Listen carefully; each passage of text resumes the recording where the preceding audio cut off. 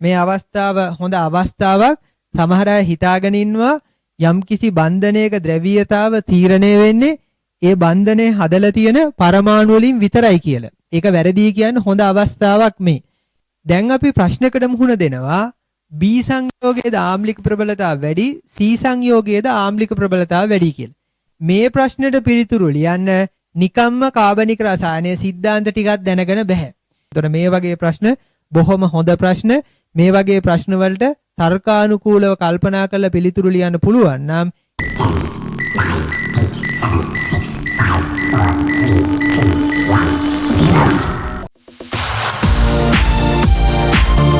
2008 16 වෙනි බහුවර්ණ ප්‍රශ්නය. A, B, C සහ D මගින් දැක්වෙන සංයෝගවල ආම්ලික ප්‍රබලතා වැඩිවීමේ නිවැරදි අනුපිළිවෙල වන්නේ. ඒතර අපිට දීලා තියෙනවා A, B, C, D විදිහට සංයෝග හතරක්. මේ සංයෝග හතරේ ආම්ලික ප්‍රබලතා වැඩිවන අනුපිළිවෙලට අපි මේ සංයෝග හතර සකස් කරන්න ඕනේ. ආම්ලික ප්‍රබලතාව වැඩි වෙන අනුපිළිවෙල තීරණය කරන්න කලින් අපි තේරුම් ගන්න ඕනේ මේ සංයෝග ආම්ලික වෙන්නේ ඇයි කියලා. මේ සංයෝග ආම්ලික වෙන්නේ මේ සංයෝගවල පවතිනවා OH කාණ්ඩයක්. එතකොට මේ OH කාණ්ඩය විෂම විච්ඡේදනය වෙන්න පුළුවන් ඔක්සිජන් පරමාණුව ඉලෙක්ට්‍රෝන යුගලයම ලබා ගනිමින්. හයිඩ්‍රජන් පරමාණු විද්‍යුත්නතාවට වඩා ඔක්සිජන් පරමාණු විද්‍යුත්නතාව ගොඩක් වැඩි නිසා ඔක්සිජන් පරමාණු සහ හයිඩ්‍රජන් පරමාණු අතර පවතින බන්ධනයට අදාළ ඉලෙක්ට්‍රෝන වැඩියෙන් ආකර්ෂණය කරනවා. ඒ නිසායි මේ විදිහට බන්ධන විෂම විච්ඡේදනයක් වීමට ඉඩ තියෙන්නේ. එතකොට ඉලෙක්ට්‍රෝන යුගලයේම ඔක්සිජන් පරමාණු ලබා ගන්න නිසා ඔක්සිජන් පරමාණු ඍණාරෝපිත වෙනවා. හයිඩ්‍රජන් පරමාණුවෙන් ඉලෙක්ට්‍රෝනයක් අහිමි වෙන නිසා H ධනායනයක් හැදෙනවා. එතකොට මේ විදිහට H ධනායන පිටවන නිසා තමයි මේ සංයෝග හතර ආම්ලික වෙන්නේ. එතකොට ආම්ලික ප්‍රබලතාවයට බලපාන කාරණේ මොකද්ද? මේ OH බන්ධනයේ ද්‍රවීයතාව. එතකොට OH බන්ධනයේ ද්‍රවීයතාව වැඩි වෙනකොට H ධනායන පිටවීමේ නැඹුරුව වැඩි වෙනවා.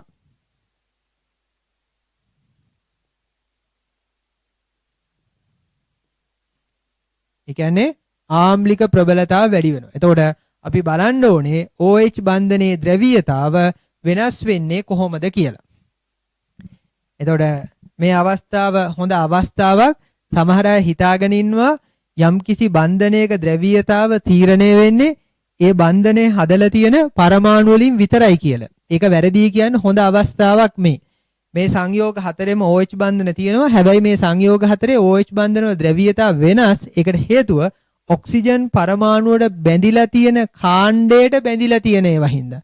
ඒ කියන්නේ මේ සංයෝග හතරේදීම ඔක්සිජන් පරමාණුවට බැඳිලා තියෙන බෙන්සීන් කොටස. එතකොට වෙනස් වෙන්නේ ඇත්තටම ඔක්සිජන් පරමාණුවට බැඳිලා තියෙන කොටසට බැඳිලා තියෙන කාණ්ඩ.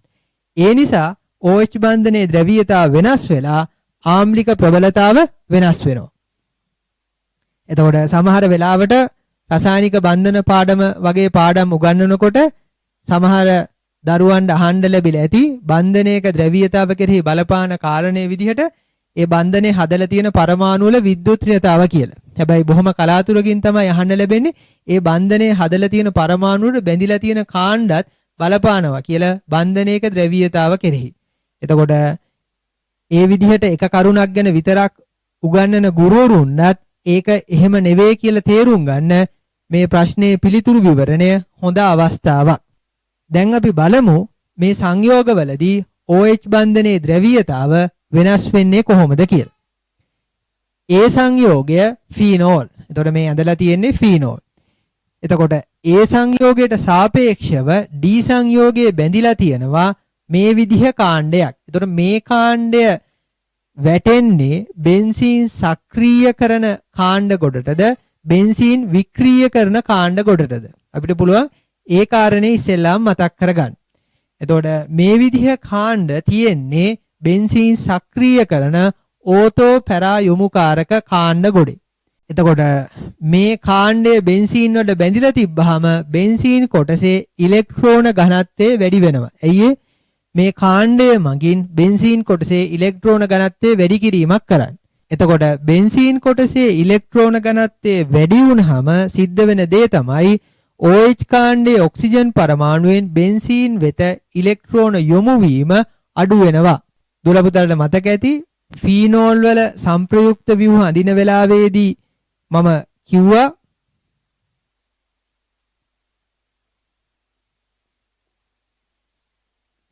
ෆීනෝල් වල තියෙන ඒකසර ඉලෙක්ට්‍රෝන බෙන්සීන් වෙත යොමු වීමෙන් තමයි සංප්‍රයුක්තතාවය ඇති වෙන්නේ කියලා. එතකොට බෙන්සීන් කොටසේ ඉලෙක්ට්‍රෝන ඝනත්වය වැඩි වෙනකොට ඔක්සිජන් පරමාණුවේ තියෙන ඉලෙක්ට්‍රෝන බෙන්සීන් වෙත යොමු වීම අඩු වෙනවා. එතකොට මේ ඔක්සිජන් පරමාණුවේ ඉලෙක්ට්‍රෝන ඝනත්වය වැඩි වෙනවා ෆීනෝල් වලට සාපේක්ෂව මේ විදිහට බෙන්සීන් සක්‍රිය කරන කාණ්ඩයක් ෆීනෝල් වලට බැඳිලා තිබ්බහම. එතකොට ඔක්සිජන් පරමාණු ඉලෙක්ට්‍රෝන ඝනත්වය වැඩි වෙනකොට ඔක්සිජන් පරමාණුව හයිඩ්‍රජන් පරමාණුව දෙසින් ඉලෙක්ට්‍රෝන ආකර්ෂණය අඩු වෙනවා. ඒ කියන්නේ OH බන්ධනයේ ද්‍රව්‍යතාව අඩු වෙනවා.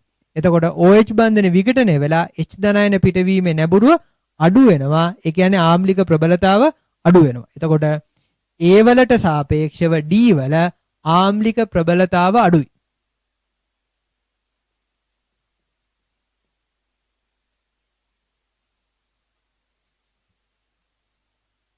B සහ C වල බැඳිලා තියෙන්නේ බෙන්සීන් කොටසට නයිට්‍රෝ කාණ්ඩයක්. නයිට්‍රෝ කාණ්ඩ තියෙන්නේ බෙන්සීන් සක්‍රිය කරන කාණ්ඩ ගොඩේද බෙන්සීන් වික්‍රිය කරන කාණ්ඩ ගොඩේද? නයිට්‍රෝ කාණ්ඩය කියන්නේ බෙන්සීන් වික්‍රිය කරන මෙටා යොමුකාරක කාණ්ඩයක්. එතකොට නයිට්‍රෝ කාණ්ඩය බැඳුනහම වෙන්නේ බෙන්සීන් කොටසේ ඉලෙක්ට්‍රෝන ඝනත්වය අඩු වීම. එතකොට බෙන්සීන් කොටසේ ඉලෙක්ට්‍රෝන ඝනත්වය අඩු වෙනකොට ඔක්සිජන් පරමාණුවේ තියෙන ඒකසර ඉලෙක්ට්‍රෝන බෙන්සීන් දෙසට යොමු වීම වැඩි වෙනවා A වලට සාපේක්ෂව B සහ C සංයෝගවලදී. එතකොට ඔක්සිජන් පරමාණු ඉලෙක්ට්‍රෝන බෙන්සීන් දෙස යොමු වෙනකොට ඔක්සිජන් පරමාණු ඉලෙක්ට්‍රෝන ඝනත්වය අඩු වෙන නිසා ඔක්සිජන් පරමාණු හයිඩ්‍රජන් පරමාණු දෙසින් ඉලෙක්ට්‍රෝන ආකර්ෂණය කිරීමේ නැඹුරුව වැඩි වෙනවා. ඒ කියන්නේ OH බන්ධනයේ ද්‍රවීයතාව A වලට වඩා B සහ C වලදී වැඩි. එතකොට OH බන්ධනයේ ද්‍රවීයතාව වැඩි වෙනකොට OH බන්ධනයේ විෂම විච්ඡේදනය වෙලා H ධනායන පිටවීමේ නැඹුරුව වැඩි වෙනවා. ඒ කියන්නේ ආම්ලික ප්‍රබලතාව වැඩි වෙනවා. එතකොට A වලට වඩා B සහ C වල ආම්ලික ප්‍රබලතාව වැඩි. දැන් අපි ප්‍රශ්නයකට මුහුණ දෙනවා B සංයෝගයේද ආම්ලික ප්‍රබලතාව වැඩි C සංයෝගයේද ආම්ලික ප්‍රබලතාව වැඩි කියලා. එතකොට අපි කොහොමද B සහ C සංයෝග අතරින් ආම්ලික ප්‍රබලතාව වැඩි සංයෝගය තෝරාගන්නේ? ගෙදර ඉඳන්ම කෙමිස්ට්‍රි තියරි ස්මාර්ට් විදිහට ඉගෙන ගනිමු. සෑම පාඩමකටම මාස්ටර් ක්ලාස් එකක්. AmilaGuru.com වෙබ්සයිට් එකට එන්න. වැඩි විස්තර සඳහා 0814 503 979 අමතන්න. එතකොට අපි මතක් කරගන්න ඕනේ නයිට්‍රෝ බෙන්සීන් වල සංප්‍රයුක්තතාව.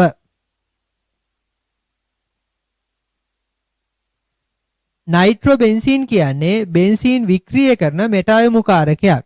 නයිට්‍රෝ බෙන්සීන් වලදී ඕතෝ ස්ථාන සහ පැරා ස්ථානයේ ඉලෙක්ට්‍රෝන ඝනත්වය අඩු වෙනවා කියලා මම පැහැදිලි කළා නයිට්‍රෝ බෙන්සීන් වල සංප්‍රයුක්ත ව්‍යුහ සලකා බලමින්. එතකොට ඒ කාරණේ තමයි අපි පාවිච්චිට ගන්නේ මේ පැහැදිලි කිරීමේදී. එතකොට නයිට්‍රෝ කාණ්ඩයේ මේ කාබන් පරමාණුවට බැඳිලා තියෙනවා. එතකොට ඕතෝ කාබන් පරමාණු දෙක මේ කාබන් පරමාණු දෙක පැරා කාබන් පරමාණුව මේ කාබන් පරමාණු. නයිට්‍රෝ කාණ්ඩය මේ කාබන් පරමාණුවට බැඳලා තියෙනවා. එතකොට ඕතෝ කාබන් පරමාණු දෙක මේ කාබන් පරමාණු දෙක පැරා කාබන් පරමාණුව මේ කාබන් පරමාණු. එතකොට අපිට පැහැදිලි B වල OH කාණ්ඩයේ බැඳිලා තියෙන කාබන් පරමාණුවට සාපේක්ෂව C වල OH කාණ්ඩයේ බැඳලා තියෙන කාබන් පරමාණුවේ ඉලෙක්ට්‍රෝන ඝනත්වය අඩුයි. ධනාරුපී ස්වභාවයක් කියන්නේ ඉලෙක්ට්‍රෝන ඝනත්වය අඩුයි කියන එක. OH කාණ්ඩයේ බැඳිලා තියෙන කාබන් පරමාණු ඉලෙක්ට්‍රෝන ඝනත්වය අඩු වෙනකොට OH කාණ්ඩයේ ඔක්සිජන් පරමාණුවේ ඒකසර ඉලෙක්ට්‍රෝන බෙන්සීන් දෙසට යොමු වීම වැඩි වෙනවා. එතකොට OH කාණ්ඩයේ ඔක්සිජන් පරමාණුවේ ඉලෙක්ට්‍රෝන ඝනත්වය අඩු වීම OH බන්ධනයේ ද්‍රවීයතාව වැඩි වීමට හේතු වෙනවා. එතකොට B වල තියෙන OH බන්ධනයේ ද්‍රවීයතාවට වඩා C වල තියෙන OH බන්ධනයේ ද්‍රවීයතාව වැඩි.